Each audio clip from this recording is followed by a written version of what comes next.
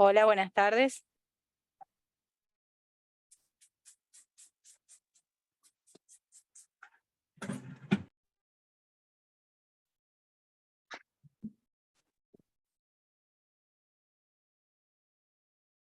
¿Listo?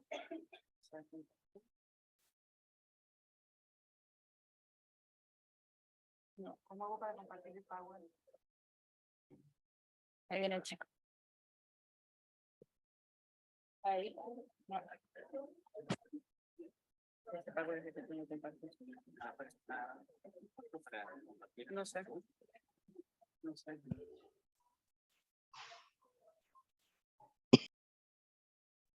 Vayan. ¿Me salgo de acá? Ahí estamos aprendiendo. Al otro lado. Ahí. Tienen que salir como compartir. Ahí, ajá.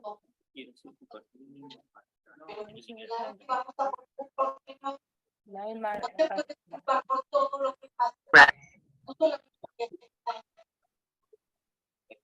Pero no sé. Quiero que esta noche.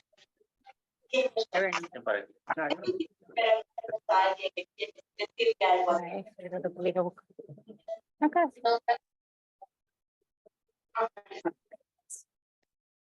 Ya está, pero algo como esto. Un nombre y por ahí después lo amplió, es muy importante. Estamos hablando de una persona que primeramente era un consumidor, alguien que está participando en la red y que está muy Subiendo bastante.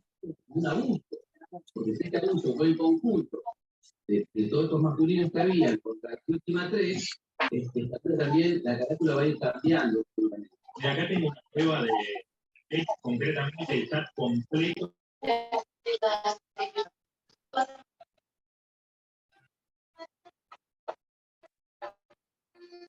Ahí. Con la flechita ya.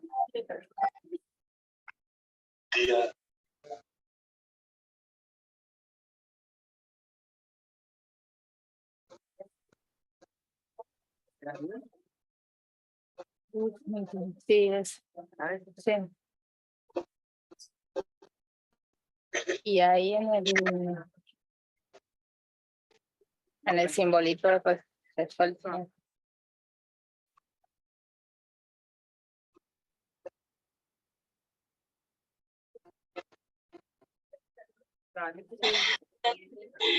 No fue el simbolito.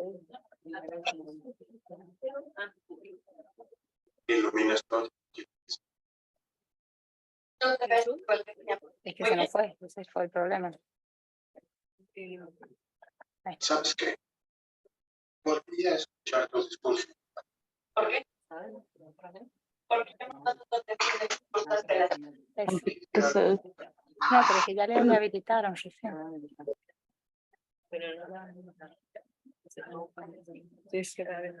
Yo te digo. Ah, bien.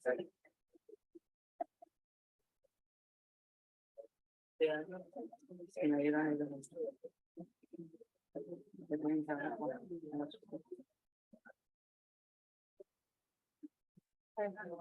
ahora cuando no, para que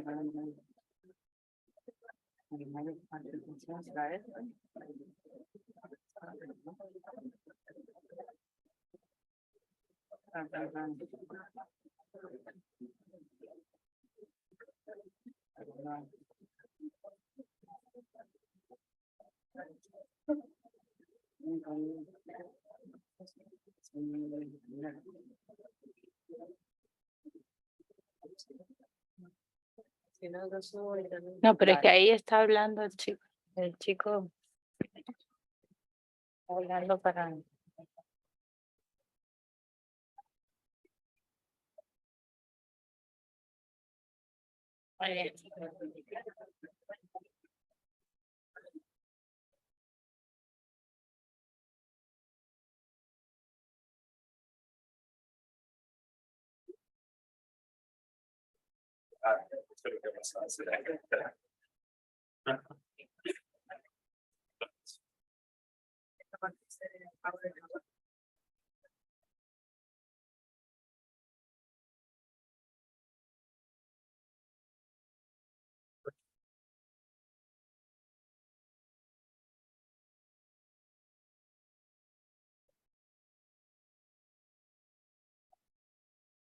Ahora sí.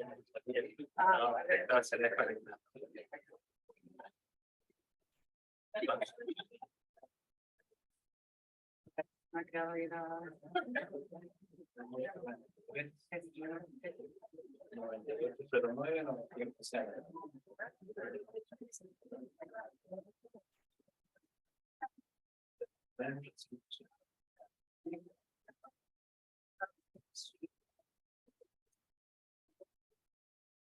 Ahí él lo tiene que editar.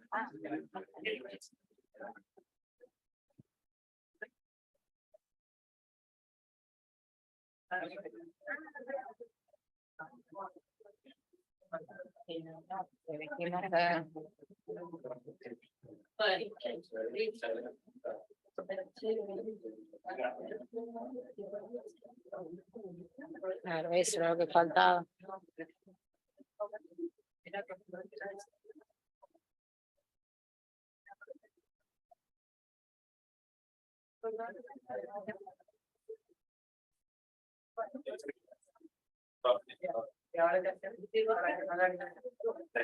No le ponemos por computadora, ¿no? ¿Sí?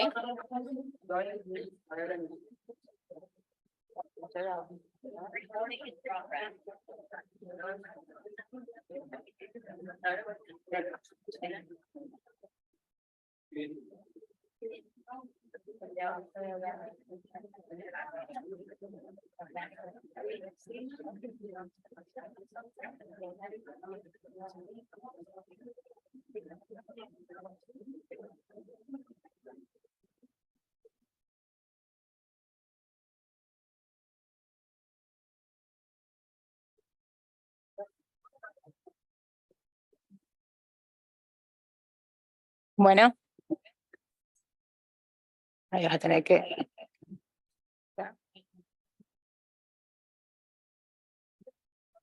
minimizar la caída del... Ujú.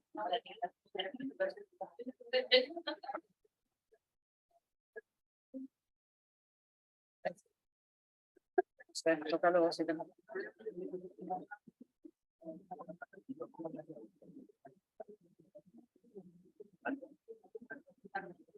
Mirá, y para que no salga la ventanita ya, ahí ganan.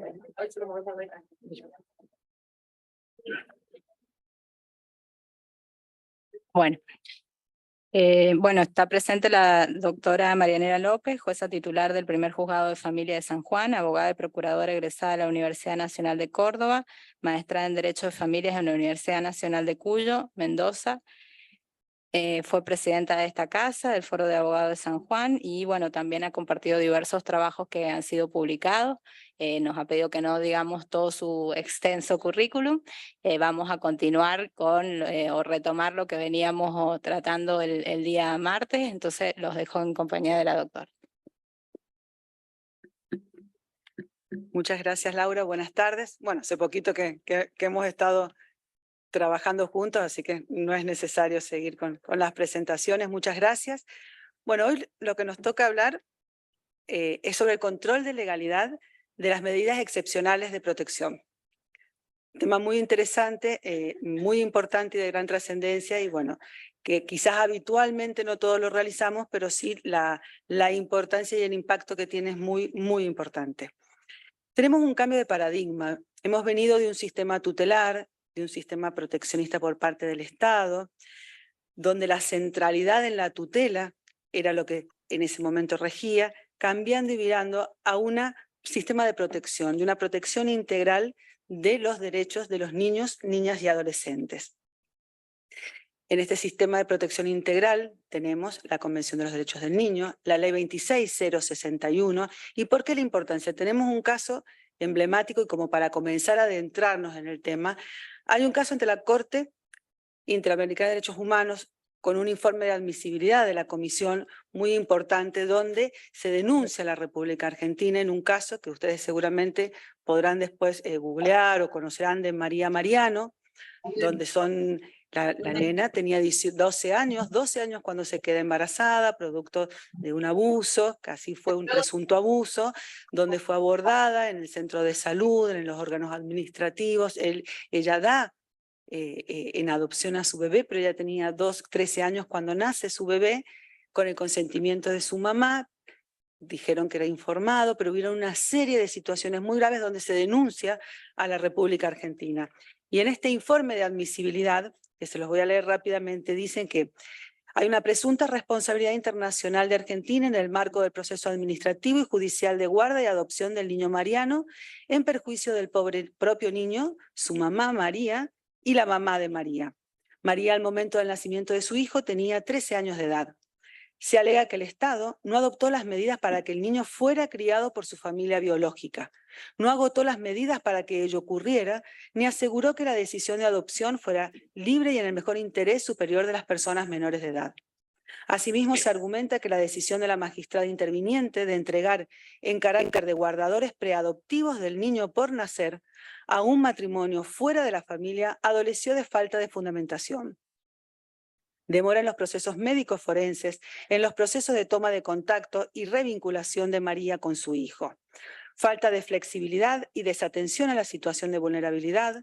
Se aduce que el Estado incumplió su deber de garantizar el derecho a la familia de las presuntas víctimas y se alega la violación de los derechos a la integridad personal, garantías judiciales, a la vida familiar, a la protección de la familia, a la igualdad y a la protección judicial en perjuicio de las presuntas víctimas. Acá se atravesó todo un proceso administrativo, un proceso judicial, no hay una resolución. Quiso vincularse María con su hijo, están en medio de ese proceso, hay audiencias en YouTube, son muy interesantes de escuchar y de seguirlos y ver qué va a resultar con toda esta denuncia entre los organismos internacionales. En este sistema integral de protección de derechos de niños, niñas y adolescentes, como recién les decía, tenemos la Convención de los Derechos del Niño con jerarquía constitucional, la Ley de Protección Integral de los Derechos de Niños, Niñas y Adolescentes, la 26061, y el Código Procesal de Familia, que expresamente regula el procedimiento de este control de legalidad de las medidas excepcionales, desde los artículos 167 a 181. ¿Cuál es la misión de todo esto? Que cada poder del Estado asuma su rol en el sistema democrático de la división de poderes. La justicia, controlando la legalidad de los actos administrativos, las medidas excepcionales son adoptadas por el Poder Ejecutivo a través del organismo administrativo, que es la Dirección de Niñez, Adolescencia y Familia, las medidas de protección tomadas por el organismo administrativo sin intervención de la justicia y las políticas públicas, que está a cargo del Poder Legislativo y del Poder Ejecutivo. El Código Procesal de Familia, en el sistema de protección, en el título 5, como dijimos recién, desde el artículo 167 a 181, tenemos todo el procedimiento del control de legalidad de las medidas excepcionales. Las medidas excepcionales están definidas en la Ley 26061 en el artículo 39, donde expresamente las define de la siguiente manera. Son aquellas que se adoptan cuando niñas, niños y adolescentes estuvieren temporal o permanente privados de su medio familiar o cuyo interés superior exija que no permanezcan en ese medio. ¿Cuál es el objeto? Que es que se conserven o recuperen por parte del niño, niña o adolescente el ejercicio y goce de esos derechos que están siendo vulnerados y la reparación de sus consecuencias. Estas medidas son limitadas en el tiempo y solo pueden ser prolongadas si persisten las causas o los motivos que la originaron. Puede suceder que el organismo administrativo requiera de una orden judicial para hacerlas cumplir o para garantizar ese cumplimiento. En ese caso, requieren al juez o jueza competente para que dicte esa medida, esa orden judicial, a los fines de hacer efectiva o garantizar el cumplimiento, pudiendo disponer desde la justicia el auxilio de la fuerza pública. Van a ser procedentes las medidas excepcionales cuando se hayan agotado las medidas de protección. La misma ley prevé en el artículo 33 todas las medidas de protección que va a tomar el organismo administrativo respecto de las familias, de los niños, niñas o adolescentes, y cuando se agoten todas esas medidas, recién viene la toma o la decisión de aplicar una medida excepcional. Como dijimos recién, la medida excepcional de protección es adoptada por el organismo administrativo, que en la provincia de San Juan es la Dirección de Niñez y Adolescencia y Familia. Y el control de legalidad de esa medida va a llevarse a cabo en la justicia de familia por el juez o jueza competente. El objetivo, como recién lo mencionamos, y que también está replicado en el Código Procesal de Familia, en el artículo 167, es garantizar la preservación o restitución a los niños, niñas y adolescentes del disfrute y goce de esos derechos que han sido vulnerados. ¿Quiénes van a ser los sujetos en este proceso de control de legalidad? En carácter de parte, va a ser el niño, niña o adolescente, o niños, niñas o adolescentes cuyos derechos fueron amenazados o resultan amenazados o vulnerados, y sus representantes legales. Y como sujetos procesales tenemos al organismo administrativo de protección que tomó la medida y cualquier otra persona que invoque un interés legítimo en ese proceso de control de las medidas excepcionales, de su legalidad, y que lo evalúe el juez y la jueza si corresponde o no que intervengan. Y ahí comienza el trámite. Una vez adoptada la medida por el órgano administrativo, la medida excepcional, tiene 24 horas el organismo administrativo para comunicar al juez o jueza competente la medida que ha adoptado. Tiene una sanción en caso de que así no lo cumpla, que está expresamente prevista en la ley 26061, en la reparación de perjuicios, de los daños y perjuicios que os ocasione la no comunicación en el término correspondiente. Ese acto administrativo, esa comunicación, tiene que reunir determinadas características. Tiene que ser por escrito, debe de ser remitida con todos los vínculos filiatorios, con las partidas de nacimiento, todos los documentos que acrediten los vínculos filiatorios invocados, tiene que ir acompañado del informe técnico, cuál ha sido el abordaje que han realizado, cuál es la situación de alta vulnerabilidad y el riesgo en que se encuentran esos niños o niña y adolescentes que motivaron la medida que se tomó. Tienen que acreditar que han agotado todas las medidas menos gravosas, todas las medidas de protección, en el caso concreto, previamente a tomar esa medida extrema. Por la medida excepcional estamos ante una medida extrema. También tienen que determinar el tiempo por el cual lo solicitan o por el cual se ha decretado, que no puede exceder de 90 días. También tiene que explicar cuáles van a ser las estrategias de abordaje, periodicidad, metodología y la evaluación de los resultados en el caso concreto, estar suscripto por autoridad competente y acreditar que esa medida ha sido notificada a los representantes legales. Con todos esos requisitos, ingresa al juzgado que corresponde, que sea competente. Una vez recibido, ¿qué vamos a controlar y qué vamos a verificar? Que ese acto administrativo comunicado cumpla con todos los requisitos formales que les acabo de mencionar. Se notifica a la asesoría oficial que corresponda, se da intervención al equipo interdisciplinario de la Oficina Judicial de Familia si así se estime conveniente.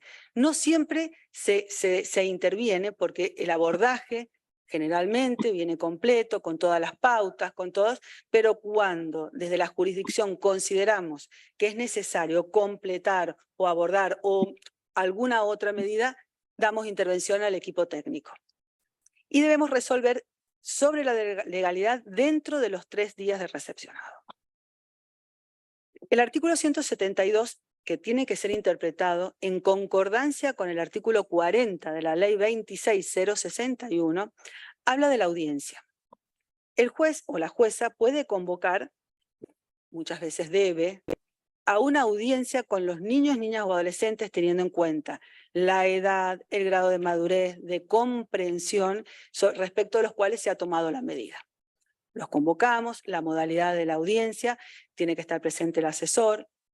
Generalmente citamos también al organismo a quien el equipo técnico viene evaluando para que el mismo niño, niño adolescente se sienta cómodo, es a los fines de explicarle, de escucharlo y de comunicarle cuál es la medida que se ha tomado y por qué, sobre todo cuando son más grandes, que tienen mayor comprensión y bueno, y pueden manifestar y completar todos los otros datos que vienen acompañados.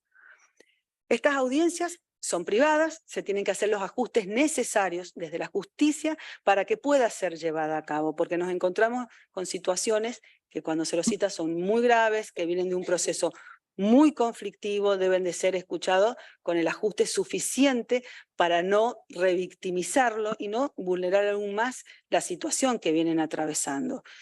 Generalmente se los escucha primero y después a sus representantes, a sus padres, y una vez llevada a cabo se labra un acta, se deja constancias de que han asistido, cuáles que se les ha comunicado, que ellos también han planteado en el caso que así lo fueren, se remite a la asesoría y se dicta la sentencia, decretando ya sea el control de legalidad aprobándola o no a la medida.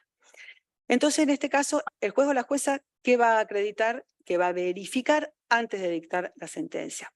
El agotamiento y el resultado de las medidas de protección integral previamente dispuestas. La proporcionalidad e idoneidad de la medida excepcional adoptada en el caso concreto. El cumplimiento del plazo de duración de la medida, que es la que solicita la autoridad.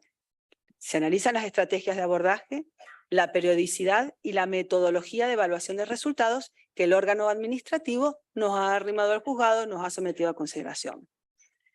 La resolución que rechaza la legalidad de la medida excepcional o la medida excepcional adoptada se notifica al organismo administrativo de protección, haciéndole saber cuáles son los motivos por los cuales se ha rechazado esa medida que han adoptado y se les remiten las actuaciones. La notificación de esa resolución es lo más rápido posible, puede ser por diferentes medios, por cédula, por una comunicación telefónica, por mail, se lo cita al juzgado, todas las formas posibles dependiendo del caso concreto, la urgencia, la gravedad y la posibilidad de comunicarlas. Ese rechazo puede ser apelado, tienen un plazo de 3 días, el recurso se concede sin efecto suspensivo, el expediente se eleva inmediatamente a la Cámara de Apelaciones en el término de 1 día y debe de ser resuelto en el plazo de 3 días posteriores a su recepción. ¿Qué pasa después de declarada la legalidad de la medida? ¿Cuáles son los pasos posteriores que tenemos? Hay que hacer un seguimiento en el control de esa medida que se ha tomado y se la ha declarado legal. Es periódico, de acuerdo al caso concreto, comunicación diaria, mensual, de acuerdo a cómo sean los pasos que se van a seguir con el organismo pertinente para ver la evolución y que se vayan verificando que las estrategias y los abordajes se vayan cumpliendo. Se puede pedir una prórroga de esa medida excepcional adoptada por el plazo que lo hubieran solicitado. La prórroga se va a dar si persisten las mismas causas que dieron origen a tomar esa medida excepcional en el caso concreto. Se emite un nuevo acto administrativo con las formalidades, ya no acá de a comunicar la documentación filiatoria, sino un nuevo acto administrativo de que las causas que motivaron la primera medida persistieron y solicitándole al juez o a la jueza la prórroga de esa medida por un nuevo periodo que no puede exceder de 90 días y va a quedar también sometido al control de legalidad del juez o de la jueza. Esa medida excepcional también puede ser modificada. Después de declarada la legalidad de la misma, puede ser modificada, ya sea por el mismo organismo administrativo, por Dirección de Niñez y Adolescencia que tome esa medida, puede modificarla. En el caso que la modifique, en un término de 24 horas debe de comunicar la modificación al juez o jueza donde tramita el proceso de control de legalidad. Y si no, la misma autoridad judicial, en el caso concreto, verificado, podemos modificar esa medida excepcional comunicando inmediatamente también la modificación de dicha medida. ¿Qué puede suceder cuando se han cumplido los plazos, cuando han cesado los motivos que originaron o que motivaron la toma de esta decisión? Y vuelve el niño, niña o adolescente a su familia o al grupo familiar donde convivía. Cesa la medida. Y se vuelve a suceder, vuelve a acaecer la misma circunstancia, se vuelve a tomar la medida y vuelve a ser comunicada para que se controle la legalidad de esa medida excepcional que se ha tomado. En estos casos siempre va a ser competente el juez o la jueza del domicilio donde se ha tomado la medida, siempre teniendo en cuenta el centro de vida que tiene el niño, la niña o el adolescente. Para el hipotético caso que el centro de vida se traslade a otro lugar y se tome una nueva medida, va a ser competente el juez o la jueza del lugar donde tiene el centro de vida el niño, niña y adolescente y se remitirán todas las actuaciones al juez o jueza que resulte competente, pero siempre teniendo como prioridad, como hilo vector, como objetivo, el lugar, el centro de vida que va a ser quienes van a ser los organismos y los jueces y juezas que van a controlar, decretar la legalidad y hacer el seguimiento. Las medidas excepcionales, como dijimos, pueden cesar cuando el adolescente adquiere la mayoría de edad, cuando el órgano administrativo reintegra al niño, niña o adolescente a su grupo familiar primario, previo informar fundadamente al juez interviniente. Puede suceder que se otorgue la guarda judicial de ese niño, niña o adolescente a un pariente, como lo prevé el Código Civil Comercial de la Nación, no vuelve con su familia nuclear donde estaba, pero se otorga la guarda a un pariente. Puede ocurrir que se decrete la ilegalidad de la medida excepcional adoptada, o puede suceder, acá el último, que no se ve, que se declare judicialmente la situación de adoptabilidad de ese niño, niña y adolescente. Agotadas todas las vías, llevado adelante todo el proceso, no haber cesado las circunstancias, estamos ya en una situación diferente, que va a ser la declaración de situación de adoptabilidad del niño, de la niña, del adolescente, si es uno o varios, de acuerdo a las circunstancias en que se encuentre. Ese tema ahora lo va a abordar lo que hace al proceso de adopción el doctor de la Torre. Pero la importancia de la legalidad, de las medidas que se toman, cuando uno está frente a todas estas situaciones graves, donde uno ve que los chicos son trasladados a una residencia, todos estos controles no son porque sí, no son dilatorios, son controles que lo que le van a garantizar es al niño una protección integral de sus derechos, un restablecimiento de sus derechos, un control de las defensas, una garantía del debido proceso, del derecho de defensa, no solo de los niños, sino de todos sus cuidadores, la madre, el padre, los abuelos, quienes estuvieran a cargo, quienes tienen que estar también notificados y poder ejercer su derecho de defensa, que esto les va a garantizar poder estar más cerca y controlar más cerca, porque no siempre, y se trabaja mucho también con las defensorías y otros organismos, en el caso de que no tienen conocimiento de alguna medida, inmediatamente los jueces informamos a la persona que pueden ser asistidos por las defensorías, se los guía para que ellos también a través de la defensa pública puedan constar con el asesoramiento. Lo mejor que nos puede pasar es que estén presentes todas las partes, todos los sujetos dentro de un proceso y agotar la mayor cantidad de vías, de soluciones posibles para que puedan ser restablecidos los derechos de ellos como también de sus progenitores. Y en los casos extremos, cuando hay circunstancias que realmente no pueden ser revinculados, volver a su familia biológica y lo mejor que puede ser para su salud mental, física, espiritual y para su futuro, ingresar a otro tipo de familias, bueno, ya ahí comenzamos con todo un proceso de adopción para insertarlos y poder cumplir con su derecho de poder gozar de una familia y que todos sus derechos sean restablecidos. Bueno, muchas gracias. Traté de ser, no sé, el tiempo, práctica rápida y bueno, muchas gracias. Muchas gracias, doctora López. Hacemos un break de 15 minutos y retomamos con la disertación del doctor de la Torre.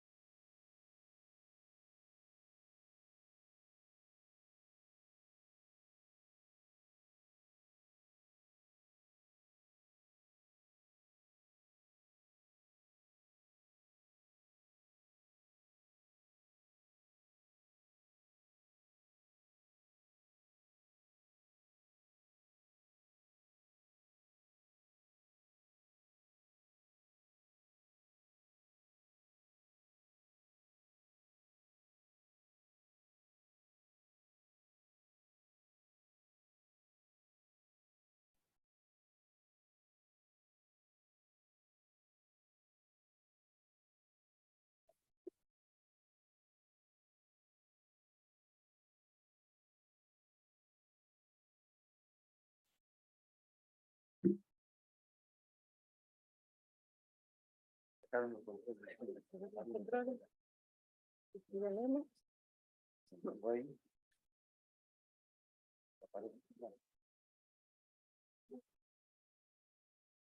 Me han sacado los controles del Zoom, entonces no puedo, me han bajado. Yo lo puedo mover igual, pero... Sí, pero...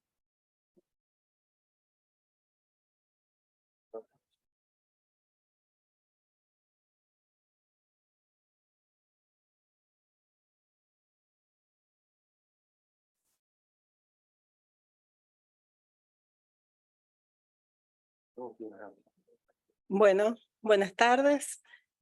Vamos a continuar la exposición después de este breve receso con el doctor Esteban de la Torre, magistrado, juez del tercer juzgado de familia, que tiene un extenso currículum que a pedido de él no lo vamos a leer, pero también es miembro integrante de la red de jueces de familia para la restitución internacional de menores, y para eso fue designado por la Corte de Justicia. Tiene maestrías, es coordinador del Código, fue coordinador de la comisión redactora del código que estamos tratando, y bueno, es larguísimo su currículum, así que ahora los dejo con el doctor y él va a continuar con la exposición. Gracias. Bueno, prometo no volver más acá. Llevo 3 veces seguidas. Les pido disculpas. Les toca a los próximos expositores las otras charlas. Lo que ha expuesto Marianela es la primera parte de una realidad social que nos toca a todos en todo el país. San Juan, por supuesto, no es la excepción, que es toda la problemática, yo diría, de daños a los derechos fundamentales de los niños, que termina judicialmente con este proceso, el proceso de adopción. Digo, por si a alguien se le escapa, la adopción junto con la tutela es uno de los únicos 2 institutos del derecho argentino que permite otorgar representantes legales a quien no lo tuviera, en este caso niños, niñas o adolescentes. Y yo, en función de la definición, quiero aclarar algunas cuestiones fundamentales que puede que no se tengan claros socialmente, y cada vez que ponemos sobre el tema de adopción lo dejamos aclarado y remarcamos sobre el tema porque tiene una connotación social y jurídica específica. La definición lo dice particularmente claro: es una institución jurídica que tiene por objeto proteger los derechos de niños. Ese es el objeto principal de la adopción. Al igual que la intervención de la Dirección de Niñez en la Ley 26061. Y dice: a vivir y desarrollarse una familia que le procure los cuidados tendientes a satisfacer sus necesidades afectivas y materiales cuando estos no le puedan ser proporcionados por su familia de origen. Comienzo con esto porque es común escuchar en los medios, en la gente que es lega, que no conoce derecho, incluso en abogados también, porque a nosotros también se nos escapa, de cómo la adopción en la Argentina en alguna medida encuadra o está dentro de lo que sería un fracaso de los institutos del derecho argentino, que las adopciones son lentas.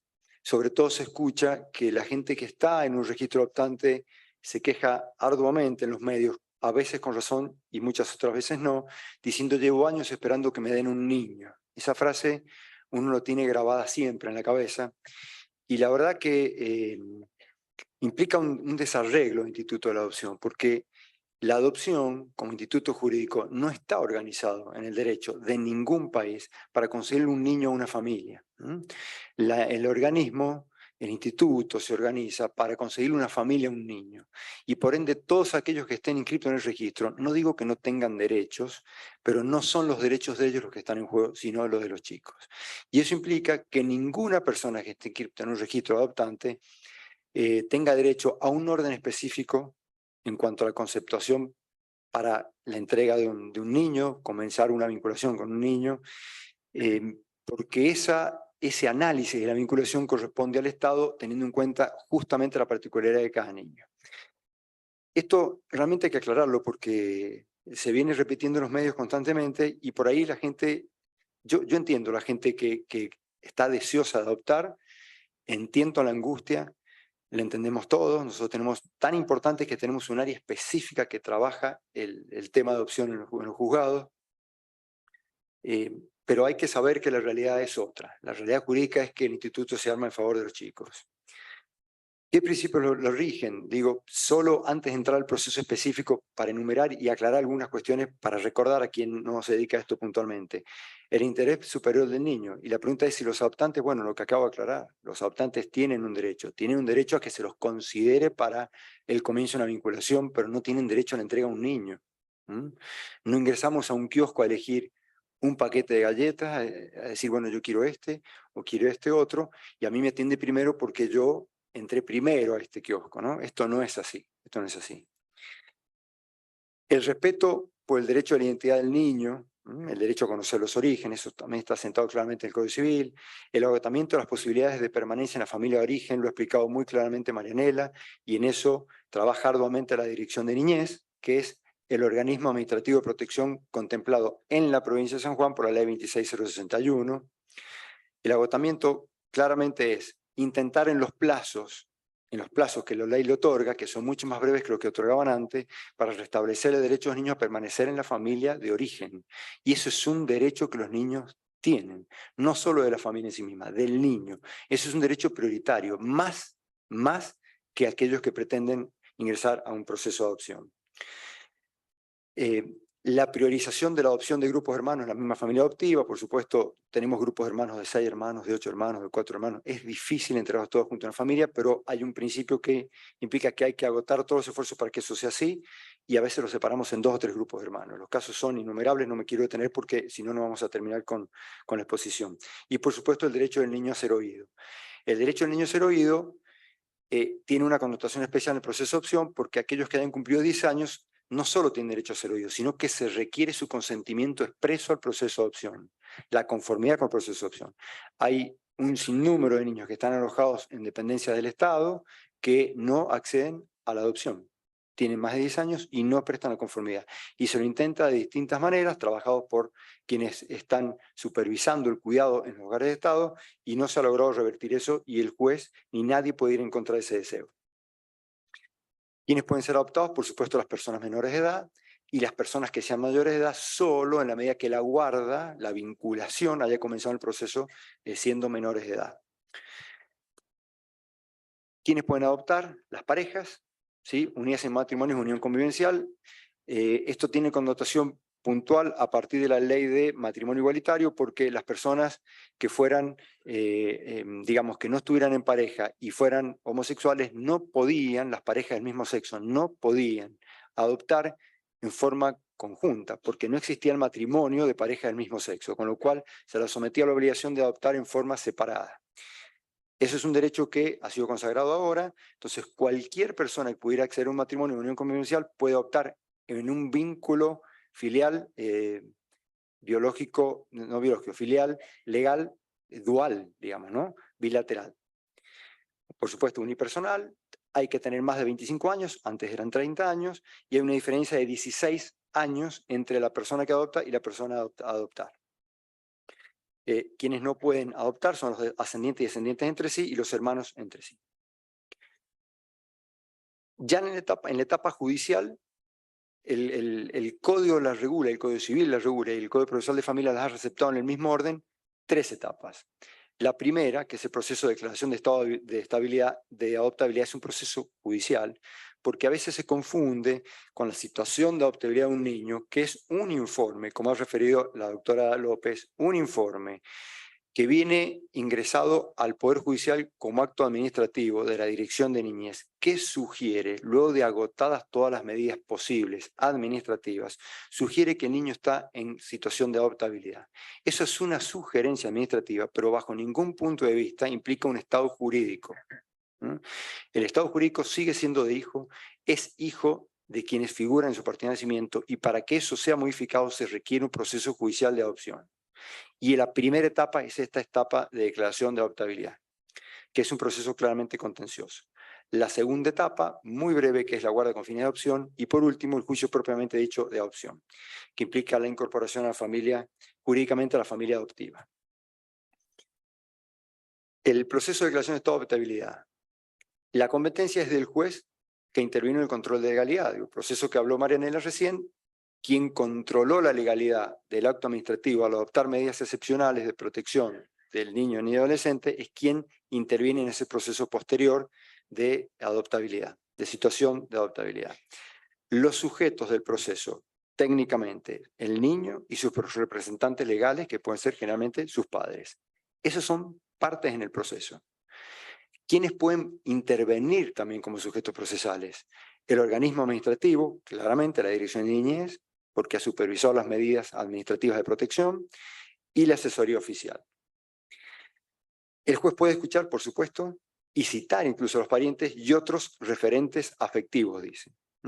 A veces la adopción va también dirigida a personas que se han encargado del cuidado que no son necesariamente parientes y que tengan algún interés en ser escuchados, o incluso cuando durante el proceso se ha decretado en forma cautelar alguna guarda, ya digo legalmente, alguna guarda de protección, esos guardadores provisorios también tienen derecho a participar, por lo menos como sujetos interesados en ventilar algún interés jurídico que tengan puntualmente al respecto.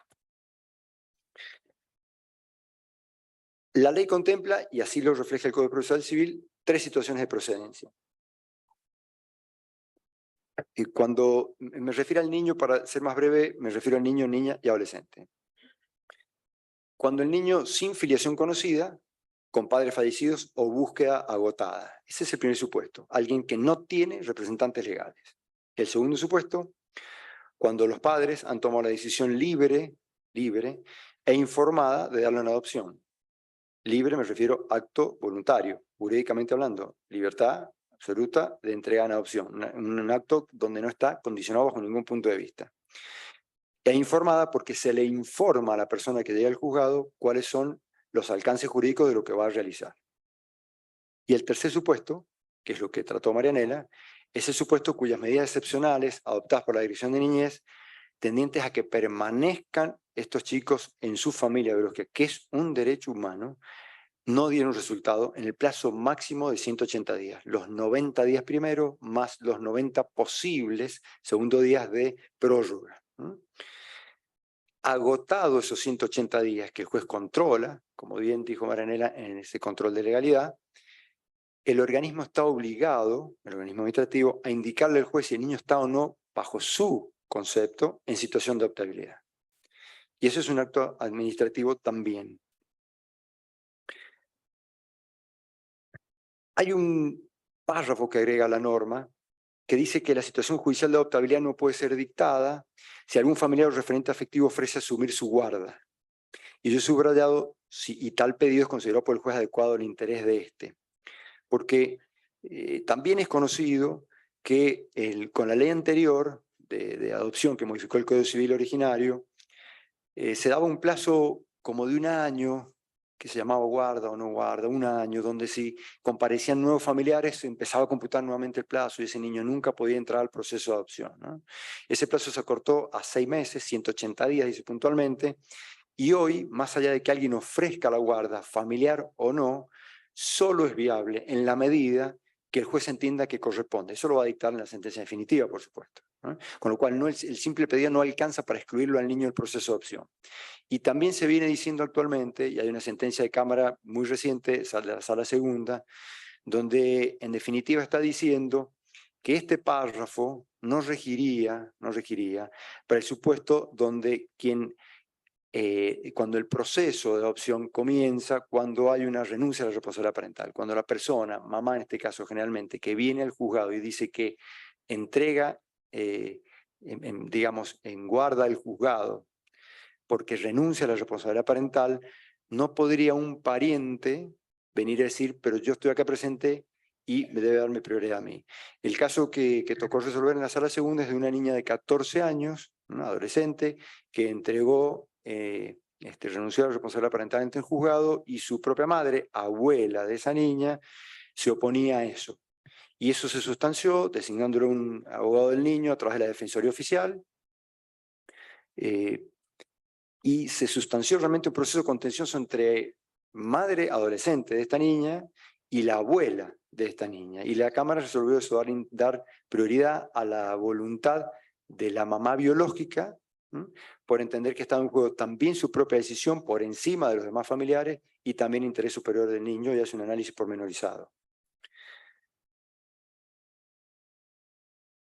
El código habla de medidas preventivas. Digo, cuando yo hablaba de guardas, durante el proceso de adoptabilidad, donde todavía no inició el juicio de adopción, quiere decir que el niño está todavía con representantes legales, jurídicamente tiene representantes legales, el juez podría, conforme al Código Procesal Civil, otorgar una guarda provisoria, porque el niño está institucionalizado. Ustedes saben que en San Juan, pero pasa en muchas otras provincias, acá hace ya varios años que no pasa, que muchos chicos llegaban a algún hogar de guarda que no fuera del Estado. Por ejemplo, los hogares de Belén y algunos otros organismos que en ayuda de este niño ofrecían los cuidados.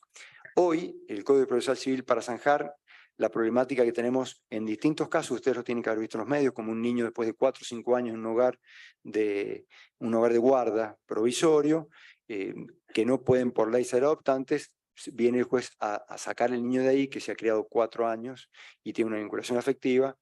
Entonces, para que eso no suceda, el Código prevé expresamente que esa guarda provisoria, si el juez entiende que es más idónea para la situación del niño, rescatarlo del hogar del Estado, no digo porque el hogar del Estado no sea adecuado, los hogares del Estado trabajan realmente bien. Quien tenga oportunidad de conocer a alguno, cómo se realiza el cuidado de los chicos, van a ver lo que sucede adentro.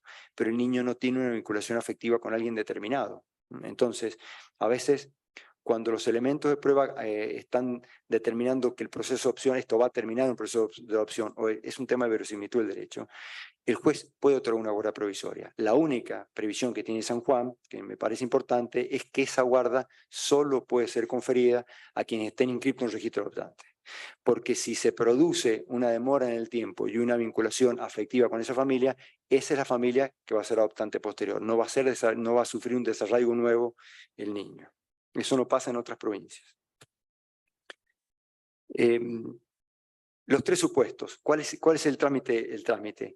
Cuando los chicos no tuvieran una afiliación determinada, huérfanos, o si bien no son huérfanos porque los padres existen, pero abandonaron el niño y hay una búsqueda que dio resultado infructuoso, el tema es muy sencillo. Se adoptan las medidas de protección, generalmente si es un bebé va a casa cuna, en protección ahí, hay una vista asesora y luego una sentencia de adoptabilidad. Así de breve es el proceso. Se agotó la búsqueda, no se encontraron familiares, sentencia de adoptabilidad y empezamos una guarda adoptiva.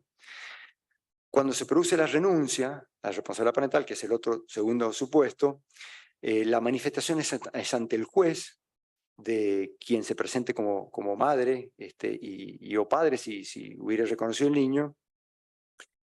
No es obligatorio el patrocinio de trado. Esto son una normativa expresa del Código Procesal de familia. No es obligatorio el patrocinio, salvo que hubiese intereses contrapuestos entre ambos progenitores, lo cual se genera un proceso contencioso ahí, que es bastante delicado.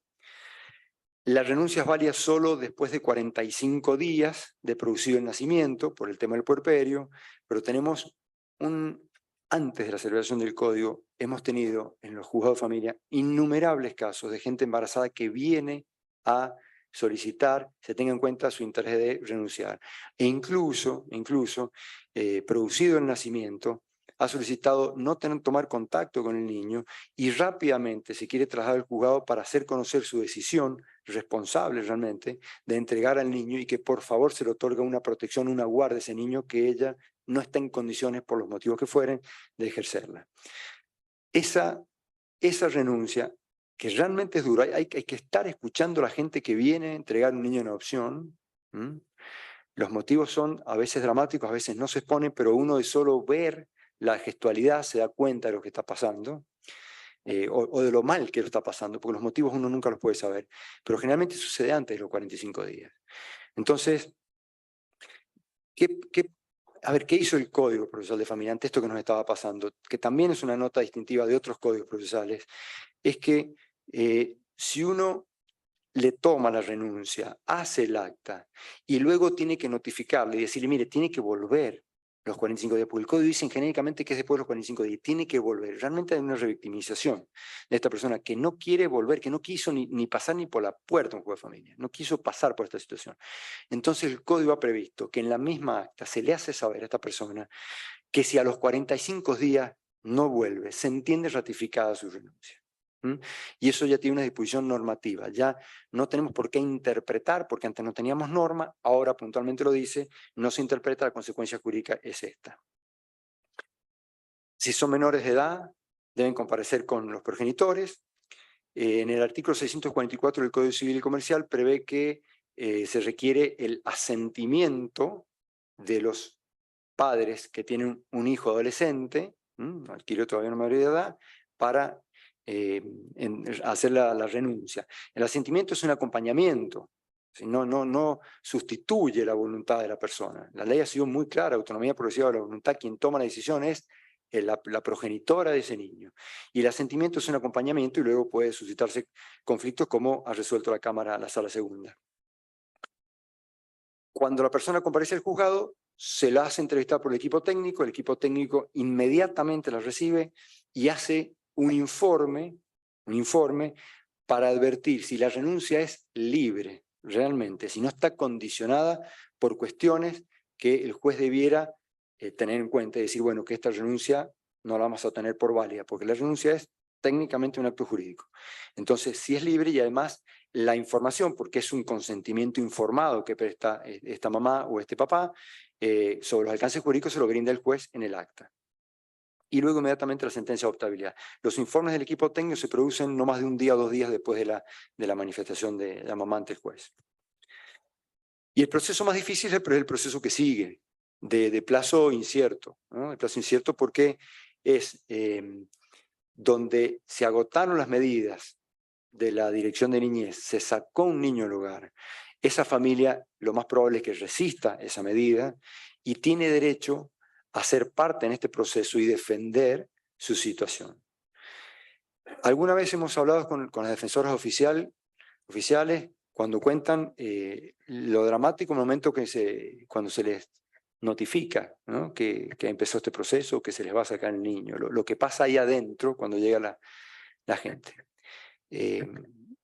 Digo yo, incluso Marianela, el doctor Mirón, Marisa, cuando estamos ahí, no estamos viendo ese momento realmente. Tomamos la decisión, pero sabemos lo que pasa cuando se toma esa decisión, que es realmente dramática. Entonces, hay que ser cuidadoso realmente. No es una situación sencilla cuando uno ve los informes de Dirección de Niñez. Lo que pasa es que a veces son absolutamente contundentes y durísimos. Las situaciones que llegan o terminan un proceso de opciones, situaciones de las más graves que se pueden imaginar. Esto, que es un proceso abreviado por disposición del Código, implica un traslado a los progenitores. ¿De qué se corre el traslado? Si nadie ejerció una demanda, lo que se corre es traslado del informe que ha presentado la Dirección de Niñez sugiriendo la situación de adoptabilidad. Ese informe, que es un acto administrativo, tiene que estar con todos los elementos que Marianela anunció, para que la parte pueda ejercer su derecho de defensa respecto a lo que se dice ahí y el juez pueda analizar luego en la sentencia si corresponde o no hacer lugar a la declaración de adoptabilidad, que es gravísima la declaración de adoptabilidad porque produce la desvinculación legal definitiva del niño de esa familia. El patrocinio sí es letrado porque es un proceso judicial, hay una audiencia obligatoria del juez con la parte, ese traslado de la demanda se contesta independientemente de la audiencia, hay una escucha del niño adolescente que puede darse con la intervención del equipo técnico y a veces el juez, como explicó Marianela, depende de las circunstancias, depende de la edad también del niño, pero se hace. Se produce la prueba que se ofrece, si es que hubiere otra que no fuera la del informe técnico. Generalmente el informe de adoptabilidad de la Dirección de Niñez viene completo, pero hay otras cosas más que analizar también, y también nos servimos los jueces de nuestro órgano consultivo propio, directo, que es el equipo técnico, por eso a veces se derivan también allá. Se dicta la sentencia, si la sentencia es de adoptabilidad, que por supuesto es apelable, se requiere al RUA, el Registro Único de Adoptantes, los legajos para que se remitan para luego elegir de ahí los postulantes. Firme la sentencia, la etapa que sigue, que no es un proceso, es solo un trámite, es una etapa, es técnicamente una sentencia de guarda con fines de adopción. Digo porque se ha discutido, cuando salió el código se discutió alguna parte de la doctrina diciendo que en definitiva lo que antes eran 2 procesos, ahora son 3 y se terminó demorando el proceso. Yo particularmente tengo una visión respecto a la demora de los procesos de adopción. Por supuesto que el proceso de adopción debe ser ágil, pero no puede hacerse a la apurada. La decisión de desvinculación de un niño de su familia y el ingreso forzado a otra familia es un tema definitivo y de daños irreversibles. Entonces, también requiere un análisis y un tiempo. No extenderlo más allá de lo necesario, pero el tiempo debe tomarse. Ahora, firme la sentencia de adoptabilidad, el tiempo corre, el tiempo vuela. Entonces, la guarda debe comenzar inmediatamente y es solo una sentencia de guarda con fines de adopción donde comienza un plazo que el código dice que es máximo de 6 meses, máximo 6 meses, puede ser menos, depende de las circunstancias, y es diseñada inmediatamente por el juez. La guarda es diseñada por el Estado, en cabeza del juez, no puede ser diseñada por los particulares, está prohibida la entrega directa de niños. ¿Cómo se elige la carpeta? Depende del caso. Elegir una carpeta para un bebé es sencillo, elegir una carpeta para un adolescente, por poner el extremo, es algo muy complejo, ni hablar para chicos que tengan algún problema de discapacidad. Entonces, por eso decía que el análisis de la carpeta no va en relación directa con el ingreso al registro, sino con las condiciones de adoptabilidad que tenga esa persona y las necesidades puntuales que tenga el niño. Y cuando la situación es compleja, se realizan reuniones entre el registro de adoptantes, que conoce a la perfección quiénes están ingresados en ese registro, quiénes están registrados, porque han hecho evaluaciones muy específicas y puntuales para permitir o no el ingreso de esas personas, de esas familias, al registro. Y, por otro lado, la Dirección de Niñez que conoce la situación puntual del niño. Entonces, todos reunidos, a veces analizamos situaciones puntuales para elegir cuál de todas las carpetas sería la más adecuada. ¿Por qué? No porque alguien tenga más merecimiento, sino porque lo que se pretende evitar son las frustraciones nuevamente por el fracaso de las vinculaciones, que es otro golpe más para el niño, ¿no? Ha sido sacado de su familia por la violación de todos sus derechos ahí y encima después fracasó la vinculación. Como decía, es una sentencia. Debe ser otorgado solo a quien se encuentre inscrito en el registro adoptante.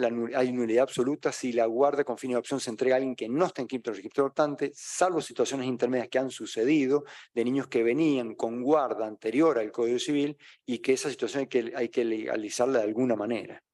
El Código no lo prevé anteriormente. Las elecciones de Estado, por supuesto, la audiencia, hay audiencias con pretensos adoptantes, se los entrevista, se les cuenta la situación particular del niño, con la mayor crudeza posible. Si vienen con guarda previa, como venía diciendo, ellos son necesariamente los guardadores con fines adoptivos.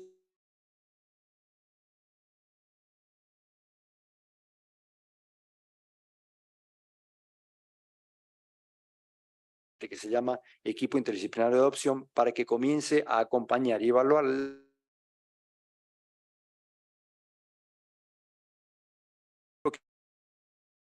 o vinculación. Ese plazo máximo de 6 meses es para que se haga la evaluación, el juicio cuando no se encuentra carpeta. Ustedes habrán visto las convocatorias extenso que no me voy a expedir ahora. El juicio de adopción es parte del proceso de adopción. Es todo, desde que comenzó de su familia de origen, la doctora trámite, que es un trámite de etapas. Y el juicio de adopción es el último, lo último que queda. El niño quedó desvinculado definitivamente de su familia, se entregó en guarda y se cumplió la guarda preadoptiva y comenzó el juicio de adopción. Este es un proceso voluntario, no contencioso. No hay contradecir, ¿sí? Porque ha sido apartada la familia. Ya un elemento punto específico. El juez puede iniciar de oficio, aún sin que los guardadores lo promuevan. El juez lo inicia y si no lo han iniciado en el plazo los guardadores, los intima a hacerlo bajo procedimiento de revocar la guarda, por supuesto. Pero el juez comienza el proceso. Eso. Generalmente la gente está ávida de comenzar el proceso y cumplir el plazo. Es un proceso estrictamente reservado, tan reservado que a veces la guarda con fines de adopción no se la dispone en el mismo expediente de estado de adoptabilidad, se lo saca para que no se conozca porque hay situaciones de violencia en el medio, para que no se conozca quiénes son las personas de los adoptantes. El niño va a acceder a todos los expedientes, pero quienes han sido los progenitores biológicos o representantes legales, el niño no tiene acceso a ese dato, es absolutamente reservado. ¿Quiénes son parte? Solamente el niño y los adoptantes, no ya los adoptados que han sido desvinculados. ¿Quién intervienen también? La asesoría oficial y la Dirección de Niñez y Adolescencia. Recaudo de la demanda. Acompañar la prueba documental, por supuesto, ofrecerle al restante si la hubiere. Adelanto que la prueba fundamental es lo que está contenido. Viene muy completo, muy completo. Si hubiera algún dato que actualizar, el RUA lo está actualizando todos los años, porque hay que ratificar la decisión de ser adoptante todos los años. Entonces el registro lo tiene bastante actualizado. Una cuestión haya que incorporar que no esté incorporada en el legajo. Por ejemplo, el nacimiento de un niño a mitad del proceso. El legajo lo solicitamos nosotros de oficio. Hay que expedirse sobre qué tipo de opción se pretende, si la opción plena o la simple. Ustedes saben que la opción plena es la que confiere vínculos legales con toda la familia de los adoptantes, se lo confiere al niño, y la opción simple solo con algún familiar. Hay que expedirse también, la parte tiene que solicitar sobre el prenombre del niño y el orden en que quiere consignar sus apellidos. Primero el de la mamá, primero el de papá. Después, adoptados o biológicos tendrán que tener el mismo orden. Puede fijarse audiencia. Generalmente no hace falta, salvo que la parte lo pida. Muy breve. Se comunica, como decía, al equipo interdisciplinario de adopción. El RUA interviene solamente para el ingreso de las personas. Que haga el acompañamiento y seguimiento de las vinculaciones se caen, se frustran. Y es especializado en vinculación. ¿Qué debería decir la sentencia? Producir el informe del equipo técnico. Y hoy el Ministerio Público, la sentencia tiene que expedirse sobre qué tipo de opción va a conceder. Si bien la parte puede pedirle, pues puede apartarse de eso. Si el informe aconseja otra cosa. Puede otorgarlo en forma plena, puede otorgarlo en forma simple. Puede mantener vínculos jurídicos con parte de la familia biológica. Generalmente cuando se da en adopción grupos de hermanos que van a familias distintas, se toma, se toma en cuenta que habría que mantener los vínculos biológicos que vayan a adopción de familias distintas. Eso se puede hacer a través del Código Civil. Por supuesto, todo lo que se resuelve es diseñado por el juez, teniendo en cuenta pura y exclusivamente el interés superior del niño y no el de los adoptantes. Y puede mantenerse, como decíamos, el vínculo jurídico de un familiar de origen, o crearse vínculo y es simple. Por último, brevemente, la adopción por integración. También es un proceso, por un proceso abreviado. La presentación puede ser conjunta o no. Digo, ¿por qué conjunta? Porque quien pretende adoptar por integración es la pareja o esposo o esposa de quien tiene un niño, este niño. Entonces, a veces vienen en una demanda conjunta todos, ¿sí? La mamá o el papá de ese niño, la pareja y el niño, o a veces lo inicia directamente. Si es separada la petición, si no es toda conjunta, lo que hay que hacer es correr un traslado a la persona que se pretende adoptar, es justamente su identidad la que está en juego, al cónyuge o conviviente del o de la peticionante, y al progenitor de origen que se pretende desplazar. También hay que correr otro traslado porque tiene derecho a expedirse al respecto. También puede fijarse audiencia. No es un proceso contencioso típico, por eso que puede ser iniciado y se da equipo técnico de adopción. ¿Por qué no a la IA, al equipo interdisciplinario de adopción? Porque el proceso de adopción por integración no lo comienza alguien que está en el registro adoptante. No, es un recaudo que no se exige porque la vinculación comenzó efectivamente el cónyuge o la pareja de la persona que es mamá, papá de quien se va a adoptar, con lo cual se requiere la intervención de nuestro equipo para que nos digan, bueno, qué nos aconsejan sobre todo eso, por supuesto, previa vista a la asesora. Los medios de impugnación. Es una única norma para todos. El medio de impugnación es recurso de apelación. ¿Y qué es lo que se puede apelar? De las 3 etapas que hemos hablado. Primero, la sentencia definitiva de situación de adoptabilidad. Se puede adoptar. Si se la concede, generalmente los progenitores van a la Cámara.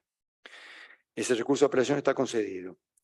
Se puede apelar solo la revocación de la guarda con fin de adopción. No se puede apelar el otorgamiento de la guarda. No hay quien la apele a la concesión de la guarda porque la familia biológica ha sido desplazada y la sentencia está firme. Pero la revocación podrían los guardadores apelarla. Y por último, también puede ser apelada la sentencia definitiva de adopción, solo si no se concede, obviamente. Porque si se concede, no hay interés jurídico para apelarla. Y a todos estos recursos se conceden con efecto suspensivo. Muchas gracias. Bueno,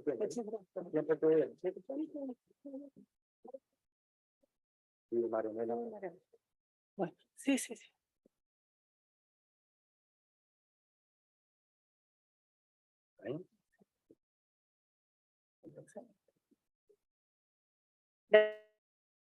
Invitamos a la doctora Marianela. Vamos a abrir el espacio para las preguntas. Como siempre decimos en las pautas a considerar, preguntas con sobre causas en particular. Si hay alguna pregunta, nos levantan la mano. Son lindos.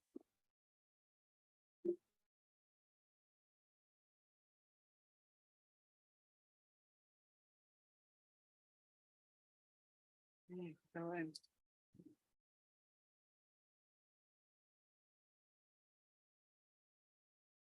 Hemos tenido expositores, así que no han quedado. Les vamos a brindar un caluroso aplauso del tiempo que nos han brindado. Bueno, la asistencia en el próximo encuentro. Que estén muy bien.